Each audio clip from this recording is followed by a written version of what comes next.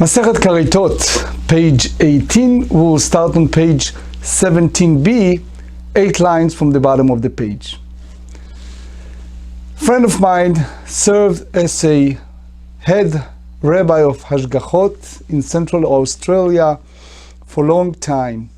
He related a story once he flew from Central Australia to Japan, to a South Japan, Osaka. He needs to go to Kobe. And he said that while he was on a plane and he ordered a kosher meal, he was served first. Sometimes those who fly who are familiar, they prefer to first serve those special meals and then they serve everyone else. So he started eating his meal and he needs to use the bathroom, so he left. When he came back, it's already, they serve everyone else. So he went back, he has a seat, the window seat, and somehow he lost the appetite. So later on, they collected all the trays, and when the plane was about to land, his fellow, looked like Asian fellow, turned to him. It was an empty seat between them, and he said to him, "How do you know?" And he looked back and he said, "What do you mean?" He says, how do you know?" He says, "I don't know. What are you talking about?" Turns out that that fellow, he looked at his meat in his kosher plate, and he switched his plate when they serve with this important rabbi's plate. And somehow, by the help of the creator of the universe, he was saved. Which reminds me a well-known story about the Don Yitzhak Abarbanel. It was a great rabbi in Spain. He was also the minister of treasury. He was among Megorashei Sfarad, those people who prefer to lose everything and not to forsake their faith. And they left Spain. But at the time that he was in a very hierarchy, he was the minister or the treasurer, the one who in charge for the trust and money. He had a special meal with the king of Spain.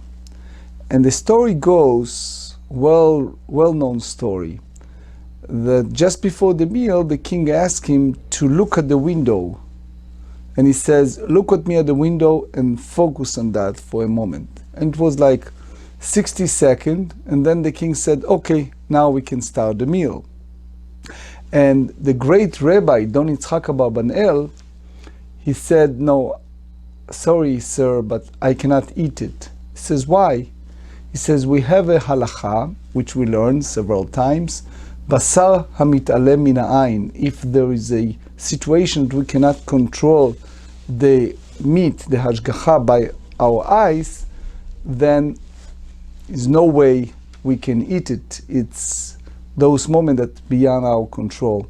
And the king was very impressed. He said, "I was just setting it up in advance.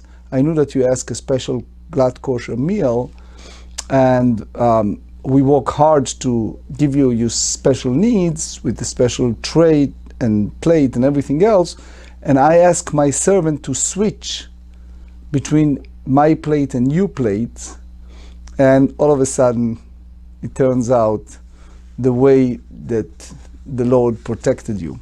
Which leads us to our sugya today. As we said, we are on page 17b, 8 lines from the bottom of the page. Amar Rabbi Chia Amar Rav, hayu lefanav shtei chatichot. Here the word shtei is crucial.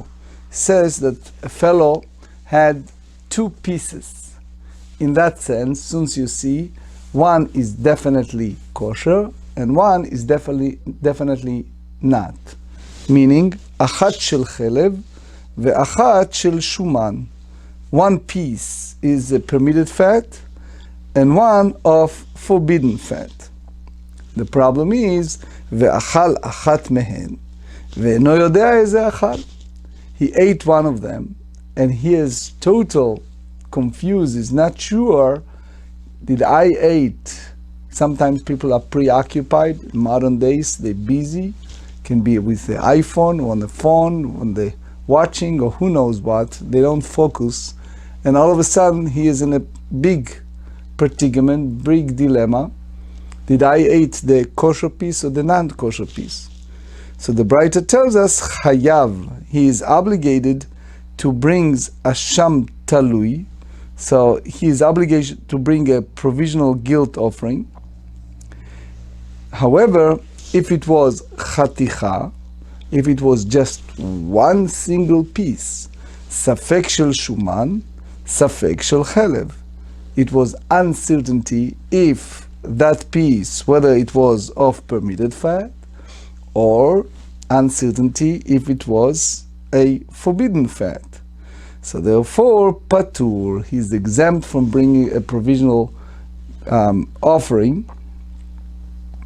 And if you remember, yesterday we learned the difference between the two views. Rabbah tells us, we derive from the verse in the Torah, mitzvot asher lo te'asena, we derive from the word mitzvot, which is plural. In order to have the chiyuv, the obligation, you need to have two pieces.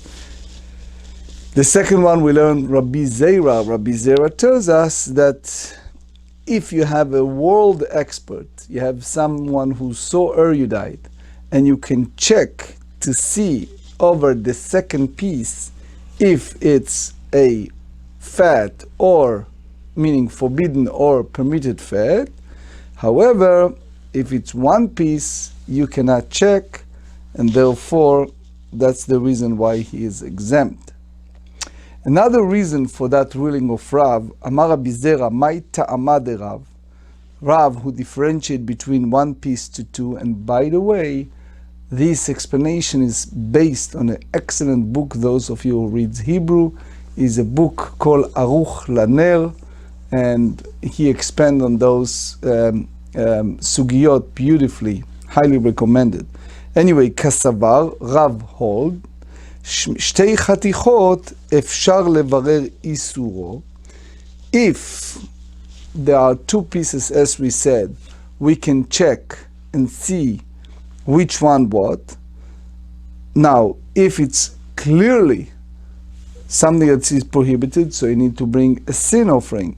But if it's safek, if it's uncertain, חתיכה אחת, אי אפשר לברר איסורו. If you have involving this person involved only with one piece, it's impossible to identify its prohibition and ascertain whether one ate a forbidden or permitted piece of fat. By Rabbeinu Gershom, there are two explanations. Rashi, based on what we learn and in the past, and also something we're going to learn on page 25, is the whole idea that the Asham Talui exempt a person in a way temporarily from any guilt or suffering in between. Rashi expand on that. But anyway, my ika ben ta'ama de Rabbah le ta'ama de Rabbi Zeira. What's the real difference between the reason given earlier by Rava or Rabbah Sem said and the reason that Rabbi Zeira hold? Ika benayu kezayit umechza, meaning the ledina by halacha, the difference between the two is if you have two pieces, one you have fat and the other one, meaning one is forbidden, one is permitted, one carries a full kezait olive bark and one have a half kezait. He ate the olive bark, which is the kezait, but he's uncertain if it was forbidden or permitted. According to Rabbah, some said Rava, le Rava, leika mitzvot upatur. So, according to either Rabbah or Rava, who comments that Rav maintains that the plural vocalization of the Torah is authoritative, meaning the using the words in plural, and it's called Yesh Em Mikra, which we learned yesterday. So therefore, this is not a case of uncertainty involving two items, as required by the plural form of mitzvot, and therefore he is exempt, leka mitzvot. However, Rabbi Zeira הוא פטור, and is exempt from אשם תלוי. לרבי זעירא אפשר לברר איסורו. According to Rabbi Zeira, it's a case that it's possible to identify this prohibition by examining the remaining piece, and he therefore obligated to bring a sham talui, a provisional guilt offering. That's the way Rabbeinu Gershom in his second explanation explained to us, and Rashi as well. So according to this explanation of Rava, the Gemara asked, Eitivei Rabbi Yirmiyah le Rabbi Zeira, challenge what Rav said in the Braita. Rabbi Eliezer Omer Koi, and we learned in the past many times, Koi is question if it's domesticated or undomesticated animal. So therefore, Chayavin al Chelbo Asham Talui. So one is obligated to bring a provisional guilt offering for eating its fat. So evidently, one must bring a provisional guilt offering even in a case where the uncertainty involves only a single item. Amar lei Rabbi Zeira said to Rabbi Yirmiyah, Rabbi Eliezer savar lo ba'einan levarer isuro. He said that here Rabbi Eliezer hold that we are not require where it's possible to identify its prohibition in order for one to be obligated to bring a sham talui, to bring a provisional guilt offering. And as we said, Aruch Laner expanded on that a lot. Page 18, another question. Eitivei Rabbi Yirmiyah asked Rabbi Zera, based on what Rav said in the Mishnah, dealing with mitzvat yibum, the Levirate marriage that we learned earlier. Someone who does yibum for the surviving wife of his late brother during the period of 3 months from the passing of her husband, but then she have a baby, and the question is, ספק בין 9 לראשון, או בין 7 לאחרון. Since it's 3 months after the husband is no longer among the living, it's not clear if this baby belongs to the first husband, the deceased brother, and it is 9 months old baby came from the first one, or it's only 6, or some said in that sense 7 months for the second one. So by force of circumstance, the Gemara said Yotzi. So that Yavam, that brother, let's call name, Reuven married Tamar, Reuven passed away. Now Shimon, his brother, married the surviving wife. They have 3 months later a baby. Now, because it's uncertain, Shimon is obligated to divorce the wife because there is a potential that the baby came from the deceased brother, which means, and as we explained many times in Tractate Yevamot, in one hand, the Torah prohibited a man to marry the wife of the deceased brother if they have children. It turns around to be a great mitzvah if the brother left the world without children. But because now it turns out a potential to have her baby that came from the original deceased husband, then the new one, Shimon, needs to divorce her because she is Eshetach, the wife of the brother. Vehavalad kasher. But regardless, you treated the baby, the offspring, is on unflowed lineage. Vechayav, vechayavin, so that's different girsaot, but and to atone for the possible that they engaged in forbidden intercourse, so you go by the girsa vechayavin, meaning the Yavam, Shimon, and Tamar, the wife, be'asham talui, to bring a provisional guilt offering, because, as we said, it's quandary, it's predicament. We are uncertain if this baby is in violation of Isur Eshet Ach or not. So, since she is prohibited to him, Tamar is prohibited to Shimon because of Eshet Ach, the wife of the brother, and we are no way to clarify it in that sense what's the situation. So therefore, even we are in this type of painful situation, the Mishnah rules that needs to bring a provisional guilt offering. So the Gemara responds, Hamani, according to whom this Mishnah follows, Rabbi Eliezer. It is follow the view of Rabbi Eliezer, that he said that in order to put an obligation for provisional guilt offering, you don't need a safek, a uncertainty that you potentially clarified this prohibition, but the obligation to bring an offering of provisional guilt offering, even listen carefully, even if it is ambiguous, even if it is uncertain, that in the situation of Yevama, that you cannot clarify. We learned it in the past, if you remember. Anyway, ATV. Now the Gemara raised another objection to Rabbi Zera from a Mishnah in Tractate Nida, page 14.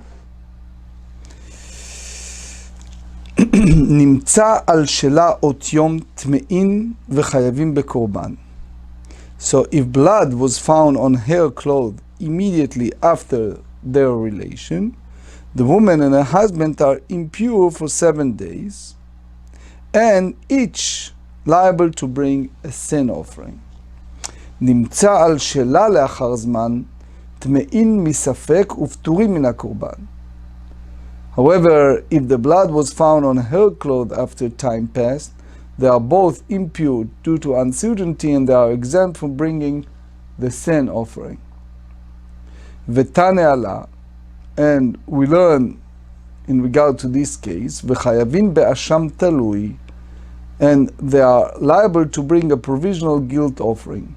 So the Gemara again answer, Hamani, according to whom this is again, according to Rabbi Eliezer, who hold the same as we said earlier, that even on safek and uncertain, they still can impose a provisional guilt offering. Amar Rav Nachman, Amar Rabba bar Avua, Amar Rav, היו לפניו שתי חתיכות, אחת של חלב ואחת של שומן. In a case where one had 2 pieces of fat before him, one of permitted fat and one of forbidden fat, and he ate one of them. ואכל אחת מהם ואינו יודע איזה מהם אכל, but he's not sure which piece he ate. חייב, he is obligated to bring a provisional guilt offering. חתיכה, however, if it was only 1 piece before him, ספק של חלב, ספק של שומן והאכלה, he was uncertain if it was forbidden fat or permitted fat, and he ate it, patur, he is exempt. So the Gemara said, Amar Rav Nachman, Mai ta'ama de Rav, what's the reason of Rav? Kasavar, he hold, shtei chatichot, ikva isura. One is liable in a case of two pieces because the prohibition was established, which means that there was definitely a prohibited piece before him. And nevertheless, he proceeded to eat one of them. However, chaticha achat is exempt when it was one uncertain piece, lo kav'a isura, as the prohibition was not established. So the Gemara asked, my ika ben ikva isura leshe'i efshar levarer isurei. What's the real difference between the reasoning that Rav's view given by Rav Nachman, that one is liable in the case of two pieces because the prohibition was established, versus the Rav Zera that said that if there is one piece, it's impossible to identify its prohibition. Ika benayu, the difference is, kigon shayu lefanav shtei chatichot, in a situation that it was before that person was two pieces, achat shel chelev ve'achat shel shuman, one was forbidden fat and one was permitted fat. Uba oved kochavim ve'achal et harishona, and an idol worshipper came in and ate the first piece. Uva Israel ve'achal et hashniya, and a fellow Jew came and ate the second piece. Lerava leika mitzvot beidna de'achal Israel.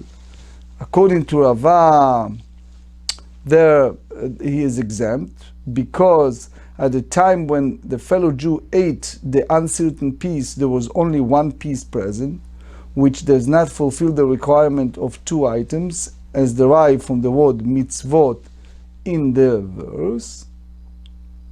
Rabbi Zera אי אפשר לברר איסורי. According to Rabbi Zera, he is exempt, as we said earlier, because it's impossible to identify its prohibition, because both pieces are gone. However, Rav Nachman, ikva isura. According to Rav Nachman, he is liable to bring a provisional guilt offering, as that you have here. In order for one to be obligated to bring a provisional guilt offering, the prohibition is to be established. Itmar, so Rava raised another objection to Rav Nachman from a Braita. If one consummate a levirate marriage with a Yevama, and 7 months later she gave birth, Safek ben Tish'al HaRishon, or ben Shiv'al HaAcharon. So you have here an ambiguous situation, which is whether the child is 9 months old and is the offspring of the first husband, as we explained earlier, very similar. Ben Tish'al HaRishon or Ben Shiv'al HaAcharon, or the child is only 7 months old and the offspring is the later husband. Yotziva Valad Kasher, he must divorce her, but the offspring is unflow lineage. V'chayavim ba'asham talui, as we explained, they are both, the Yavam and the woman, obligated to bring a provisional guilt offering. Hamani, according to whom Rabbi Eliezer, the same halach. Now we go the same Braita, we just repeat. Eiti ונמצא על שלו טמאים וחייבים בקורבן, נמצא על שלה עוד יום טמאים וחייבים בקורבן, נמצא על שלה לאחר זמן טמאים מספק ופטורים מן הקורבן, ותענה עליו וחייבים באשם תלוי, השתיק. So Rav Nachman displayed equanimity. He was silent, did not reply. Levatar denafak. After Rava left, he said, Amar, maitam ala amar le dehamani Rabbi Meir, he delobai kviuta leisura. It's according to Rabbi Meir, who does not require the prohibition to be established in order for one to be obligated to bring a sham talui, a provisional guilt offering. The Tanya, we learn in the Braita. Hashochet hasham talui bachutz. A fellow who slaughtered an animal designated as a provisional guilt offering outside the temple. Rabbi Meir mechayev v'chachamim potrim. Rabbi Meir deems him obligated to bring a provisional guilt offering, and the sages make him deem him exempt. Rabbi Meir deems him obligated to bring a provisional guilt offering, despite the fact that it's possible the owner of the first provisional guilt offering never violated any transgression, and therefore was never obligated to bring his provisional guilt offering. This demonstrates that according to Rabbi Meir, it is not necessary for the prohibition to be established for one to be obligated to bring Asham Talui, a provisional guilt offering. Ve'amai, why? Why did Rav Nachman say that he could have responded to Rava contradiction by saying that the Mishnah followed the view of Rabbi Meir? Let him say that the Mishnah followed the view of Rabbi Eliezer. Hakamash Melanu, we derive from here the Rabbi Meir b'shitat Rabbi Eliezer kai. The Rabbi Meir hold according to the view of Rabbi Eliezer. Rabbi Eliezer hold that an established prohibition is not required for one to be obligated in a provisional guilt offering. Amarabba baravua amarav chaticha. If there was a piece of fat before someone, safek shel chelev, safek shel shuman v'achala, if it was uncertain, if it's a forbidden fat or permitted fat, and he ate it. Banu lemachloket Rabbi Eliezer v'chachamim. We entered the domain of the disputation between Rabbi Eliezer and the sages. In the Mishnah on page 25, Rabbi Eliezer states that one may bring a voluntarily provisional guilt offering, whenever he pleases. The sages disagree and maintain that a provisional guilt offering may be brought only in a case of actual uncertainty, whether one perform a sin for which he will be liable to bring a sin offering. Rabbi Eliezer Ma'iri Aki Achala. What specifically Rav said that choose a case where one ate the item of uncertain status in order to exemplify the opinion of Rabbi Eliezer.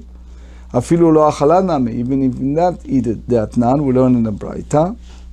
Rabbi Eliezer אומר, מתנדב אדם אשם תלוי בכל יום. He says a person may voluntarily bring a provisional guilt offering every day. אמר רב אשי, רבי אליעזר אליבא דבבא בן בוטא דתנן. He followed the בבבא בן בוטא, we learn in the Mishnah. אלא אומרים לו, המתן עד שתיכנס לבית ספק. So the Rabbah hold that Bava ben Buta, he will volunteer to bring a provisional guilt offering every day, except for the day after Yom Kippur, as Yom Kippur atones for all uncertain sin. He said, if they would have allowed me to do so, I'll have brought a provisional guilt offering even on that day. But they said to him, wait until you enter into a situation of potential uncertainty. So for this reason, Rav presents a scenario where an item whose status is totally ambiguous and was consumed in order to allow for the potential uncertainty that will justify bringing a provisional guilt offering. Tanu Rabbanan hayu lefanav shtei chatichot. As we said, it was two pieces, אחת של שומן ואחת של חלב. בא ישראל ואכל את הראשונה, בעובד כוכבים ואכל את השנייה חייב. That's what we learned earlier. וכן כלב וכן עורב. The same applies if it was a dog who ate the second piece, or the same as a raven ate it. בא עובד כוכבים ואכל את הראשונה, בא ישראל ואכל את השנייה. פטור ורבי מחייב.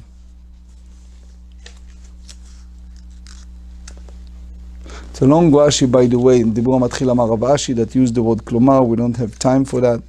אכלת הראשונה בשוגג והשנייה במזיד, חייב, if he ate the first piece unintentionally and the second intentionally, he's liable to bring a provisional guilt offering for the first piece.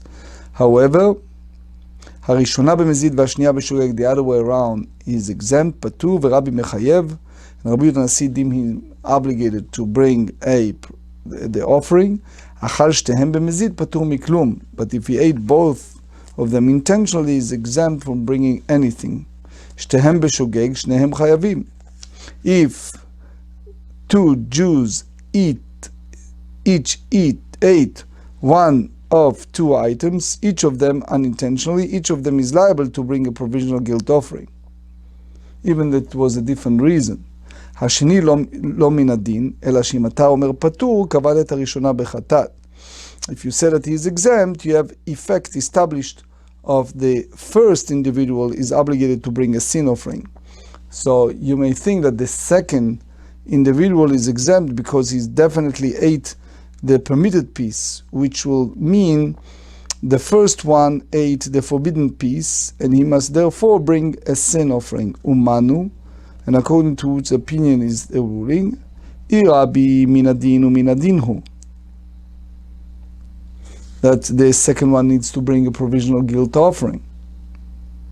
Irabanan, if you tell me that this follow the view of the sages, can it be correct that merely in order to prevent misunderstanding and ensure that we do not establish the first one as obligated to bring a sin offering, משום דלנקבע ראשון בחטאת, נאמר לשני, that we will say to the second individual, הייתי חולין לעזרה, bring and slaughter a non-sacred animal in the temple courtyard? Because according to the sages that hold that the second one is exempt, patur min adin, from bringing a provisional guilt offering, if he brings this offering of provisional guilt offering, he basically violated the Torah prohibition of isur ava'at chulin la'azara, bringing a non-sacred offering to a temple courtyard. So how the sages put such enactment to bring a provisional guilt offering? So the Gemara responds, Amar Rav Ashi. Rav Ashi said, page 18b,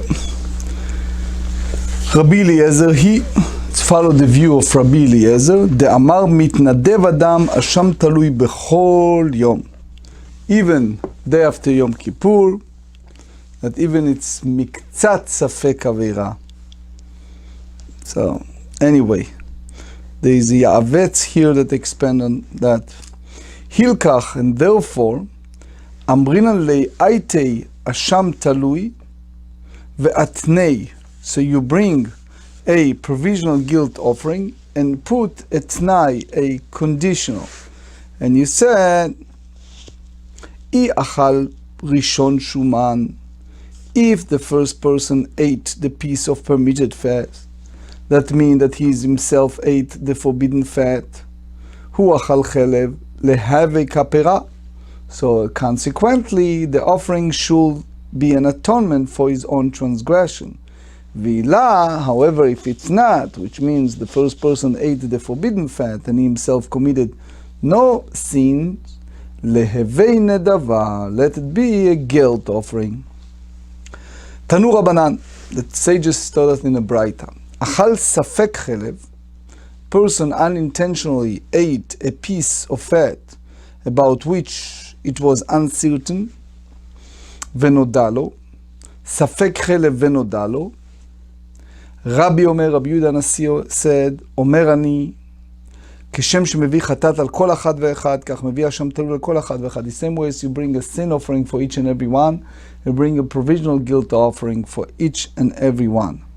רבי יוסף ורבי יהודה ורבי אלעזר ורבי שמעון אומרים, אין מביא אלא השם תלוי אחד. He is not obligated only to bring one provisional guilt offering, שנאמר, because they said in Leviticus chapter 5 verse 18, על שגיגתו אשר שגג, which means concerning the unintentional error which he committed unintentionally, and he shall be forgiven. אפילו על שגגות הרבה אינו חייב אלא אחת. Even if it was several uncertainties, he is not obligated to bring only one offering, despite the fact that he was informed of the uncertainty in between each instance of consumption.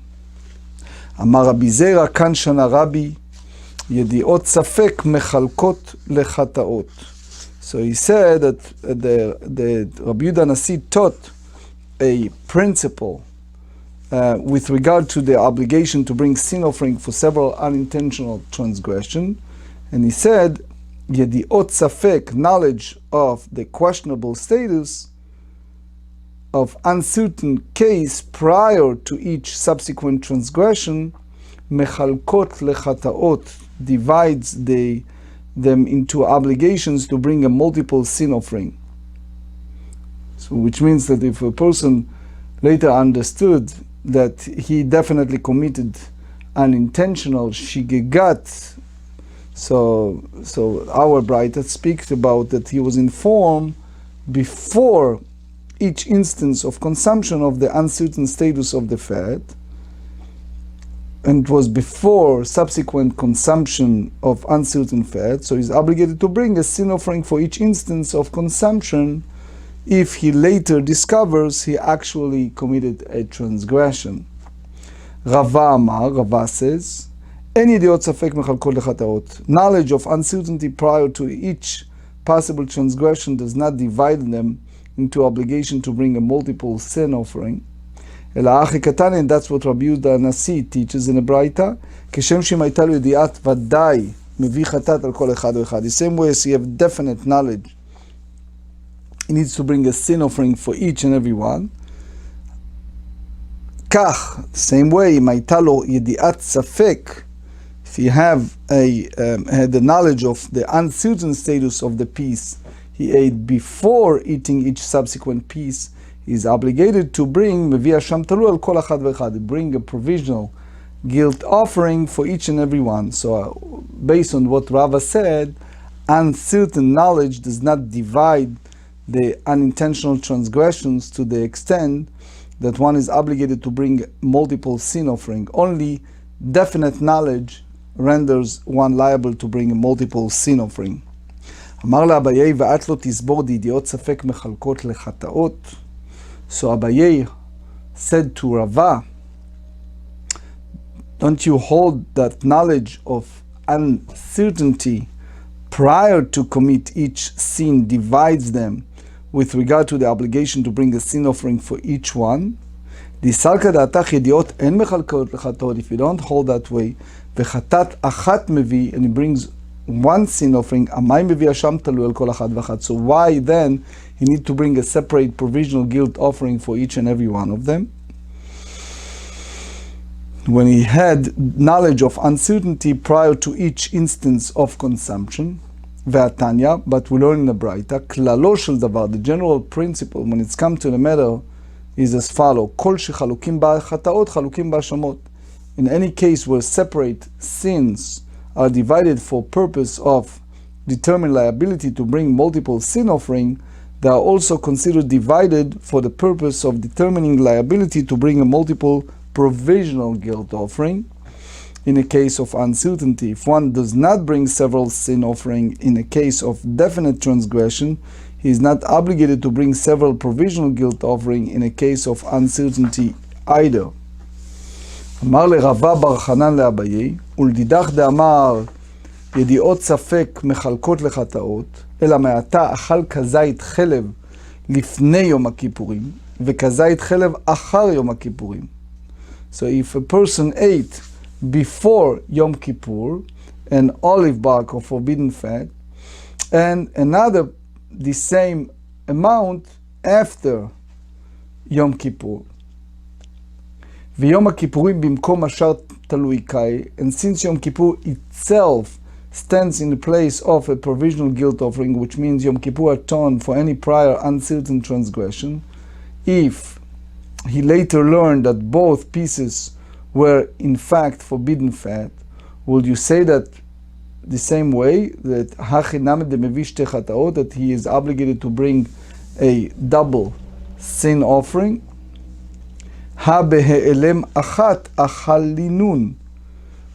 That cannot be correct because he ate both of them in a single lapse of awareness, and there's no knowledge of sin divided them. So it stands to reason that like Yom Kippur, knowledge of uncertainty does not divide transgressions into multiple sin offering obligations. אמר לאביי ומן לי מלן דיום הכיפורים מכפר דלא מתיידע לי. So how do you say that Yom Kippur atones for sins that were unknown to him? Dilma, perhaps you can say vehu demityadale, that he atones only for sins that were known to him. Amar le Rava said, based on Gemara in Shavuot, page 2, that they said that הודה ולא הודה תנן. Yom Kippur atones for sins whether one became aware of them before Yom Kippur or he was not aware of them. Ika de Amre, another option, אמר לרבה בר חנן לאביי, מה אילו? He said to Abaye, what is the halacha in the following case? If one ate an olive bark of forbidden fat, מה אילו אכל כזית חלב שחרית ביום הכיפורים, in the morning of Yom Kippur, וכזית חלב במנחה ביום הכיפורים, and an olive bark of fat, forbidden fat, in the afternoon of Yom Kippur, you say the same thing, that he needs to bring a 2 sin offering. Can be right, because both kezaits were consumed in a single lapse of awareness. So Abaye rejected that. Amar le Abaye, Abaye respond to Rava Bar Hanan, Uman leima leid, Yom HaKippurim mechaper al delo mityada lei. Who tells us that Day of Atonement, Yom Kippur, atone for shigigat safek, when you're uncertain, unintentional, that the person not even aware, dilma, you may say, perhaps, vehu demityadale. You have to say dafka, specifically if man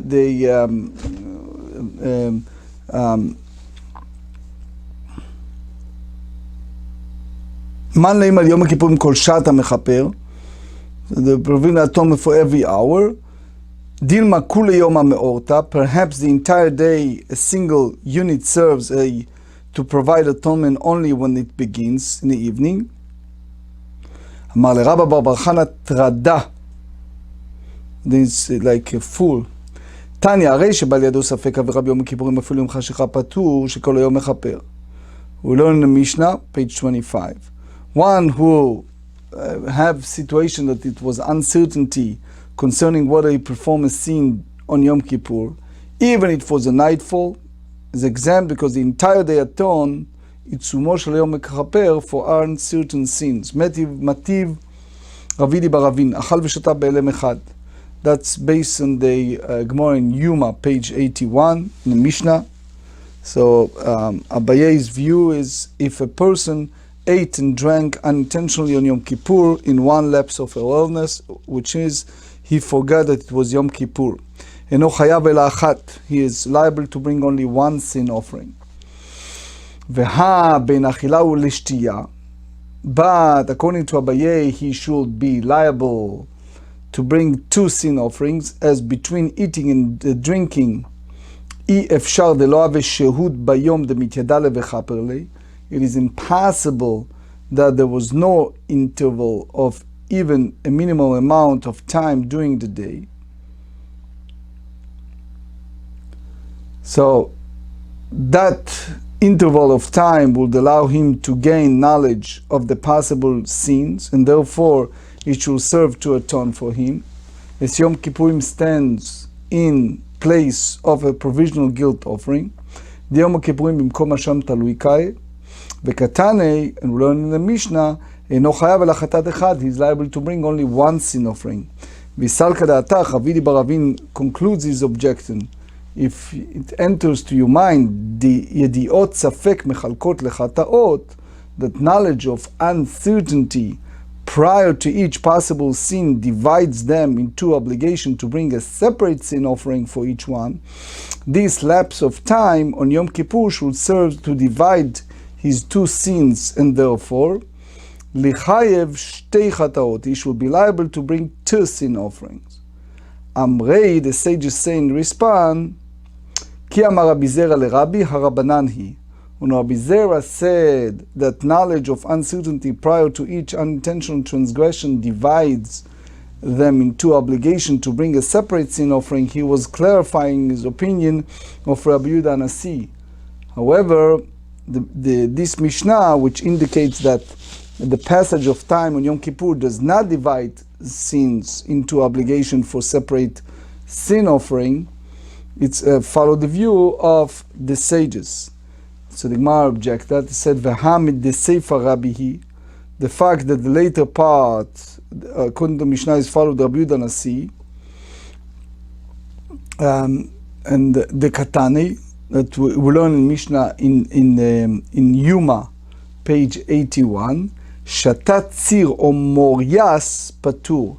If one during the sacred day of Yom Kippur drank the salty liquid, that's the tzir, the one that we discussed several times in Moin Shabbat, etc., in which fish are pickled, or in those days, or fish brine, patur, so he's exempt. Ha-chometz, we can infer from that if he drank vinegar, chayav, he is liable. Umani, and who is the Tana of this Mishnah? Rabbi, that's Rabbi Dr. As he taught in the Braita, the Tanya chometz en meshiv et hanefesh. Vinegar does not revive the spirit, which means it does not have the status of a beverage, meaning it's not considering in a way breaking the fast, and therefore one who drinks it in Yom Kippur is exempt. Rabbi Dr. says, Omer ani, I said, chometz meshiv et hanefesh. He holds that vinegar does revive the spirit and therefore consider like a beverage. Umide seifa Rabbi reisha nami Rabbi, because the fact the later clauses follow the view of Rabbi Dr. the first one is follow the Rabbi Dr. Amrei seifa Rabbi reisha Rabbanan. We said that the last part is follow Rabbi Dr. and the first part is follow the view of the sages. So now the Gemara bring another question over the view that Yediot Safek Mechalkot Lechata'ot. By the way, obviously we don't have time, but it's a beautiful Rashi here. Dibur Matchil de Mityadale, use the word Klomar, and Bezrat Hashem another time we expand on that. Eitivei. So the Gemara is not clear if it's to Rabbi Zera or to Abaye, but Eitivei Rava. So Rava challenge. You can say that Rava said to Rava Bar Hanan. Anyway, Achal Hayom ve'achal Machar. So if someone unintentionally derive benefit or pleasure from something that is consecrated, so he needs to bring the misuse. That based on the Torah, book of Vayikra, chapter 5, verses 14 to 16. So here we're dealing with someone that did several times derive Hana'ah Hegdesh. Eitivei Rava. I'm sorry. Rava raised another obligation to Abaye from a Braita. Some said, as we said, that it's Rabbi Zera. Achal Hayom ve'achal Machar, Ne'ena Hayom, Ne'ena Lemachar, אכל היום, נהנה למחר, נהנה היום, אכל למחר, ואפילו מכאן ועד 3 שנים. מניין שהם מצטרפים זה לזה. So here you have a situation that one unintentionally ate one from consecrated property today and ate again tomorrow, or if it derive benefit from consecrated property today and again derive benefit for tomorrow, etc., etc. So all this, the question is, if you can say that they combine with each other to amount to 1 pruta worth of benefit, and thereby render him obligated to bring a sham me'ilot, a guilt offering. Talmud lomar, we derive from Leviticus chapter 5, verse 5. They said, Tim'ol ma'al, quote, if anyone commits a misuse, Tim'ol ma'al, Tim'ol ma'al, you have double verb. So that's extension to express the obligation to bring a guilt offering for misuse of consecrated property in a case where the value of individual instances of misuse at different times amount to a total of 1 pruta. So riba. So Rava concludes his objection, but ve'amai, why should that be the halacha according to Abaye? Because Rabbi hold that when you have a situation of ambiguousness, and similarly at the day of Yom Kippur, which has the same effect as a provisional guilt offering, divides his action into separate entities. Ha-kiper alei Yom Kippurim. When you have a second misuse occurs after Yom Kippur, Isn't the whole idea the sin atoned by Yom Kippur itself? It's Moshe Yom Mekaper. Since his act of possible transgression are divided, how can they combine to the value of one pruta? So the sages respond to him and said, Amrei ki mechaper Yom Kippurim al isura. When we say that Yom Kippur atone, it's atone only with regard to ritual prohibitions. Al mamona lo mekaper. It does not atone when it's come to a monetary items. And that's very important for us as a side note, that ben adam lachavero inyanei mamonot en Yom Kippurim mechaper. Misuse of consecrated property entails a monetary obligation to restore the value of the principal with the addition of 1/5. Since Yom Kippur does not exempt one from the monetary obligation entailed by a sin, the two acts of misuse combine to render one obligated to bring a guilt offering. Ve'ibait eima, and is another option to understand it. Ki mechaper Yom Kippurim al kulei shiura. When you talk about Yom Kippur, that atone applies to what? To isurim, to something that happened, a sin committed in their full measure. Al palga de shiura lo mechaper, but it's not atone for sins that one transgress only by half of their full measure. So as a result, you see Yom Kippur does not atone for misuse of consecrated property of the value of less than 1 pruta, which is why the two acts of misuse combine. Obviously, we don't have the time, but those who have the time, I suggested really to see the Mishnah Lamelech Hilchot Shgagot, chapter 5, as well as the Aruch Laner on this sugya. V'chen amar Reish Lakish. Similarly, like Rabbi Zera, Reish Lakish says, Kan Shana Rabbi, here is the statement that Rabbi Yehuda Nasi taught, Yediot Safek Mechalkot Lechataot, that knowledge of uncertain status prior to each possible transgressions divides them into separate obligations to bring sin offering for each one. Rabbi Yochanan Amar En Yediot Safek Mechalkot Lechataot. Rabbi Yochanan disagree, and he hold that knowledge of uncertainty does not divide them into obligations to bring separate sin offering. Elahachi katane, that this is what Rabbi Yehuda Nasi is teaching in the Braita. Keshem she'im hayta lo yedi'a vadai mevi al kol achad ve'achad. The same way, if he had definite knowledge prior to each instance of unintentional consumption, he needs to bring a sin offering for each and every one. Kach, im hayta lo yedi'at safek, mevi Hashem talui al kol achad ve'achad.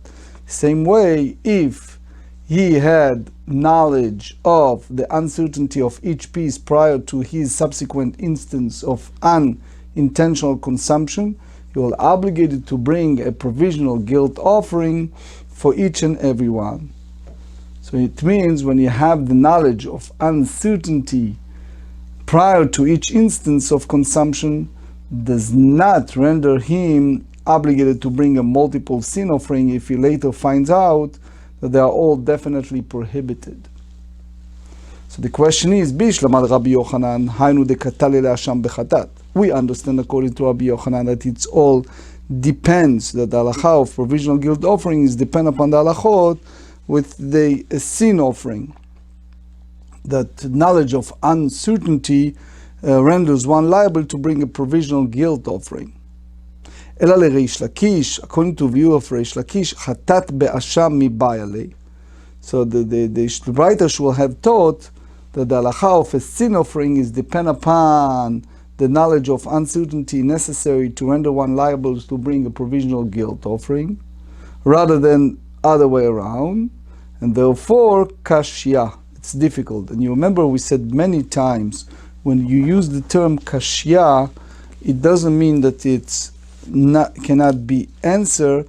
It means that it's difficult to answer, and that it's not tuvta, but it's like one of those that you have a weak answers that that's the way Aruch explained. You see in Tosfot in Bava Batra, page 4. You see it in Halichot Olam Shar Chamishi, chapter 3, and more. Now the Gemara asks a contradiction between from one statement of Rabbi Yochanan to another statement of Rabbi Yochanan. V'rami de Rabbi Yochanan de Rabbi Yochanan. V'rami de Reish Lakish ad de Reish Lakish. The same apparent contradicting statement between one statement of Reish Lakish to another one. The Tanya will learn in a Braita. Shnei shvilin, echad tameh ve'echad tahor. So here you have a situation of a cemetery. You have the dead body. It's on the rochav, which means there are two paths. One is ritually impure due to a corpse that is buried there, and the other one is ritually pure, and we are total ambiguous, is total unknown which path is which. So the one who passed, he have ritual impurity by making ohel on the mat. That's the way Rashi in Psachim, page 10, explain, as well as Shavuot, page 19, דיבור המתחיל אחר טמא. והלך בראשון ולא נכנס. And the one individual walked on the first path and did not enter the temple, and then he walked on the second path and afterward unintentionally entered the temple. Bashni nichnas. So being that he is certainly contacted tum'ah, ritual impurity, after walking down both paths, chayav is liable to bring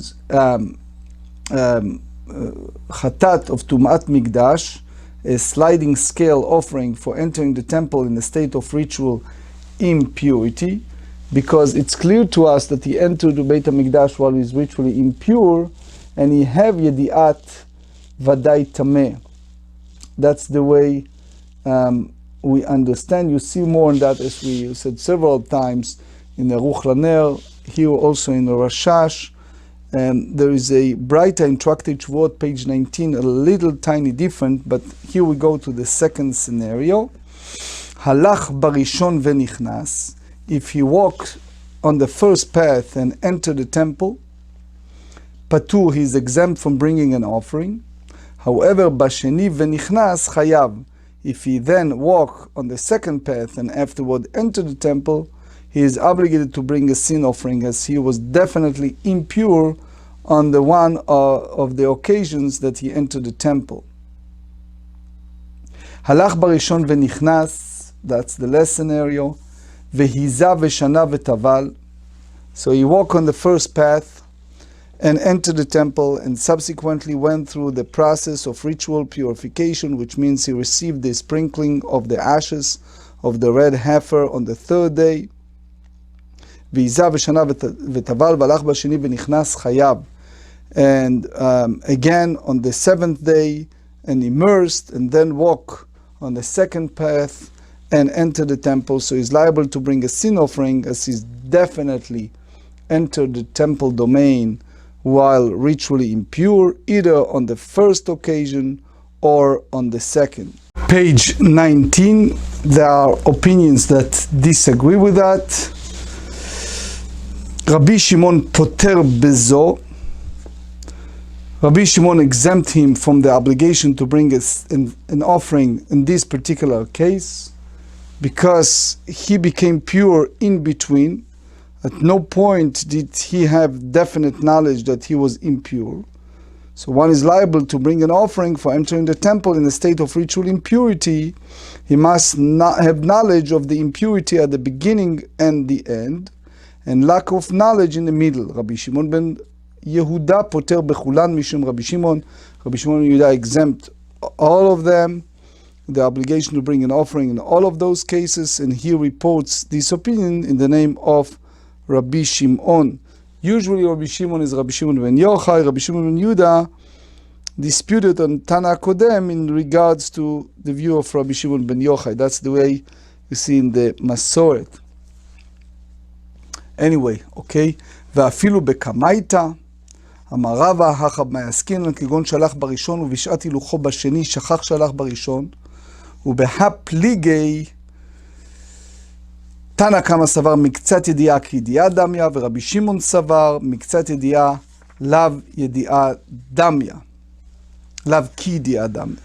So the first Tana hold that partial knowledge is considered like full knowledge. Rabbi Shimon holds that partial knowledge is not considered like a full knowledge. Amar Mar, the Gemara go back to the discussion of the contradiction for which it's cited in this Braita. הלך בראשון ונכנס ועזב את הבל, והלך בשני ונכנס חייב. אמר חייב עליו ולא היה בידיעה, why is obligated, he doesn't have knowledge. אמר ריש לקיש, אמני רבי ישמעאלי, דלא בא ידיעה בתחילה, is not required knowledge by the outset, before an unintentional transgression, in order to render one liable to bring a sin offering. רבי יוחנן אמר אפילו תמא רבנן, כאן עשו ספק כידיעה כידיעה. So here he said, the render uncertain knowledge like full knowledge. סלגדתך כאן עשו, ועודין לכל התורה כולה, קשא דרבי יוחנן רבי יוחנן, קשא דריש לקיש ריש לקיש. בישלמה דרבי יוחנן לא קשא, כאן עשו, אבל בכל התורה כולה לא. מהי תמה? הכא בדומה כתיב ונעלם ממנו והוא טמא, ידיעה דהיתבע נמי ספק חייב, אבל בכל התורה כולה כתיב, או הודה אליו חטאתו, לידיעה הוא מחייב, is obligated only if you have knowledge, full knowledge, so is obligated to bring an offering. אלא לריש לקיש קשיא דמוקים לה כרבי ישמעאל, לוקמה כרבי, הקמשמע דרבי ישמעאל נמי לא בא ידיעה בתחילה. So you see here that Rabbi Ishmael also does not require knowledge of the outset before an unintentional transgression in order to make one render liable to bring sin offering. Hamatnitini, the Gemara objected because they said it clearly in the Mishnah, we learned in Shavuot, page 14b. Ditnan Rabbi Ishmael Omer v'ne'elam mimeno, we learned in Leviticus chapter 5 verses 2 and 3, and it was concealed for him. Shtei pe'amim, 2 times. The phrase is 2 times. Shtei pe'amim lechayev alelem tumah alelem ekdesh. One obligation to bring a sin offering for lack of awareness of his state of ritual impurity, and the other maintain of a phrase teaches that he is obligated to bring a sin offering for a lack of awareness. Shtei pe'amim lechayev alelem tumah alelem mikdash. It is the lack of awareness during which he forgot that the building he was entering while impure was the temple. Since this is the same verse, that is the source for the requirement of knowledge of the outset. So evidently Rabbi Ishmael disagreed with the opinion that is derived different halacha from the verse. So the Gemara responded and said, it's terich. Rish Lakish needs to state that Rabbi Ishmael does not require knowledge of the outset.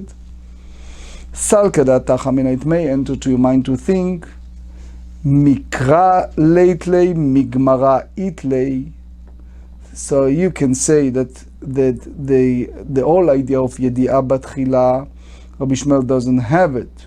There is no verse for which you could derive this requirement. So it's just a matter of tradition to have it. So the Mikra leitle Migmara itlei. That's the requirement of prior knowledge. By establishing that the Braita is according to the opinion of Rabbi Ishmael, Rish Lakish teaches us Kamash Melan, that the Rabbi Ishmael does not require knowledge at the outset, Kamash Melan. You don't need Yedi'at Tchila at all.